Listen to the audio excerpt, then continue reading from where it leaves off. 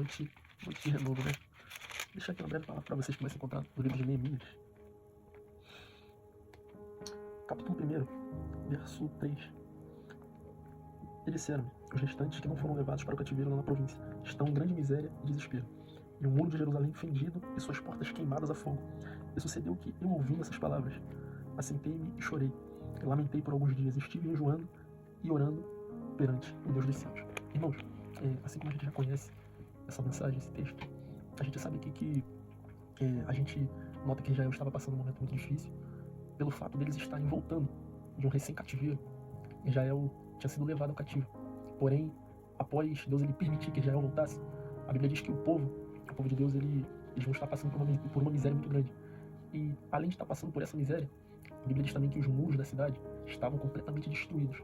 E se a gente for parar para poder estudar, a gente vê que os muros, naquela época, os muros de uma cidade, eles tinham um significado muito importante. Eles simbolizavam uma segurança, eles simbolizavam uma proteção, eles simbolizavam meio que a identidade da cidade. Então, Jerusalém estava sem muro, ou seja, o povo de Deus estava no momento sem identidade, o povo de Deus estava sem proteção, o povo de Deus estava passando um momento muito difícil por conta disso. Então Deus ele vai lá e levanta Neemias para poder restaurar os muros de Jerusalém. Para poder estudar, assim como eu já tinha falado antes, a restauração desses muros, eles eram, se a gente for olhar um real significado dentro dessa palavra, vai muito além de só uma obra física, vai muito além de só uma obra a qual envolvia materiais de construções, a qual envolvia trabalhadores, ia muito além disso. Aquela obra meio que simbolizava uma restauração espiritual do povo de Deus. Ou seja, Deus estava levantando Neemias para que viesse estar participando da restauração espiritual do povo dele ali naquele momento. Só que algo interessante, né, irmãos, é que a gente nota que quando Neemias ele se levanta para poder fazer essa obra, quando Neemias ele toma essa decisão no coração dele, ele vai passar por diversas dificuldades, ele vai passar por diversas lutas, ele vai passar por diversas coisas a qual tentaram impedir ele de estar fazendo essa obra, a qual tentou fazer ele parar, tentou fazer ele tirar essa ideia do coração dele.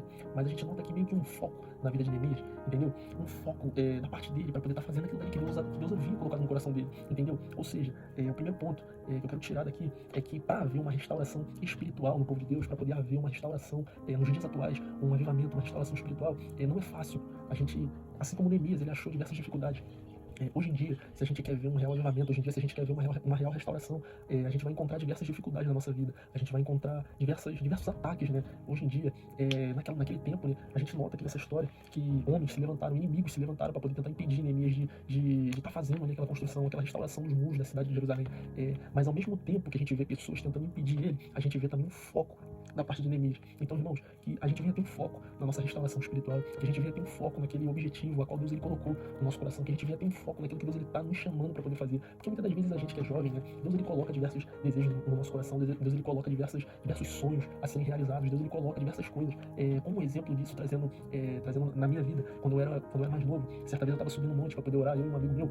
Chegando lá, a gente conheceu um irmão a qual a gente nunca tinha visto antes. E o irmão começou a falar de diversas coisas ali, ele começou a falar a respeito de profissão. E ele, naquele exato momento, ele me apresentou uma profissão. Eu tinha 14 anos de idade na época. Ele me apresentou uma profissão. Só que ele não só me apresentou a profissão falando da boca para fora, não. Eu notei que aquele homem ele estava completamente inspirado por Deus. Aquele homem estava sendo usado pelo Espírito Santo para poder falar aquilo para minha vida. E ele começou a falar a respeito de uma profissão, a qual hoje, graças a Deus, eu me encontro me formando nessa profissão que ele falou, que ele citou naquele momento lá. Graças a Deus, hoje eu estou me formando. E ele não só falou para mim, ele falou pro meu amigo também que estava comigo no dia.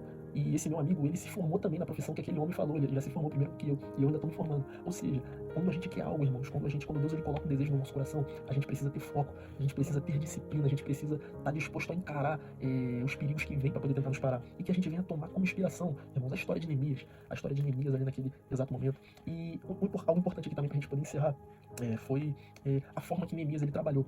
Neemias, a gente nota que o povo ajudou ele pediu ajuda. Ele não decidiu fazer tudo sozinho, mas ele buscou ajuda, porque ele entendeu que ele precisava da ajuda de alguém.